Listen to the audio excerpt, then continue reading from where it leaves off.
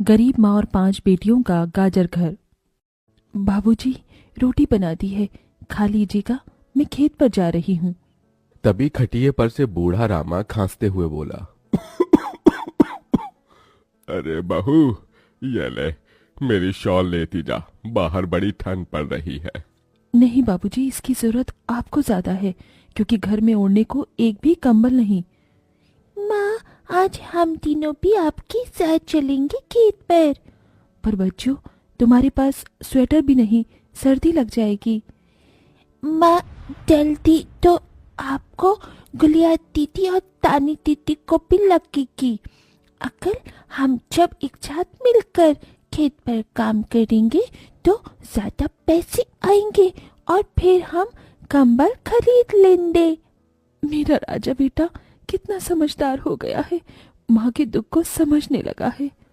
सरिता अपने बच्चों के साथ खेत पर आती है, जो कि जंगल के पास पड़ता था। बच्चों, हमें आज के आज खेत जोतकर गाजर की फसल बोनी है। सरिता की चारों बिटिया और राजा भी कड़ी मेहनत से बंजर खेत को जोतते हैं और फिर सब मिलकर खेती करते हैं। दिन बीतते हैं। एक रोज जब सरिता घर आती है तो वो अपने पति को घर में जुआ खेलते देखती है। अरे बिरजू, भूख लगी है। ये ले, दारू 2 घूंट मार ले। अरे खाली दारू, इसके साथ कुछ चखना मिल जाता तो मजा आ जाता। अरे देख बिरजू, तेरी लुगाई आ गई।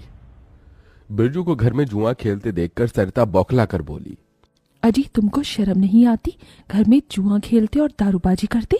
तो फिर बोली, अरे जानती नहीं, पति परमेश्वर होता है और पत्नी की जगह पति के पैरों में होती है। चल जल्दी से मेरे लिए अंडा ऑमलेट बना और गरम रोटी भी। तुम्हें अब मुफ्त का खिलाने को राशन नहीं मेरे पास। 6 बच्चे हो गए हैं, जानती भी हो इन सब का पेट कितनी मुश्किल से पाल रही हूँ मैं। तुम्हें तो जिम्मेदारी से मतलब ही नहीं। घर में बूढ़ा बीमार पिता है, तुम तो कमाने गए थे ना, फिर क्या हुआ? आते ही पैसे मांगने लगी। पति ने खाया पिया कि नहीं ये तेरा बाप पूछेगा। नशे में तो बिरजू सरिता से अकड़ते हुए अपनी चमड़े की चप्पल निकालकर उसे बहुत पीटता है। ये ले, और लड़ाएगी जबान।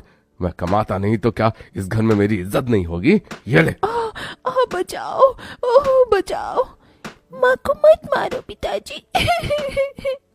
तभी लड़खड़ाते हुए बिछौने से उठकर बूढ़ा रामा कहता है, अरे निकम्मे, छोड़ दे बहू को, निकल जा इस घर से तू, और फिर कभी शक्ल मत दिखाना। अरे ये मेरा घर है, मैंने बनाया है इसे। बिरजू चला जाता है। तभी रामा रोते हुए बोलता है, अरे जाने कैसे उड़ाऊं बेटे को जन्म दे दिया है मैंने।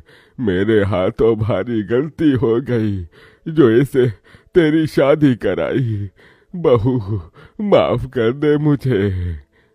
पर उस 5 बेटियों की गरीब माँ का दुख इतना ही नहीं था कि एकदम से जोरदार तूफान उठा और झोपड़ी की छत हवा के झोंके से उखड़ कर गिर गई। हे भगवान, इतना भयंकर तूफान! तानी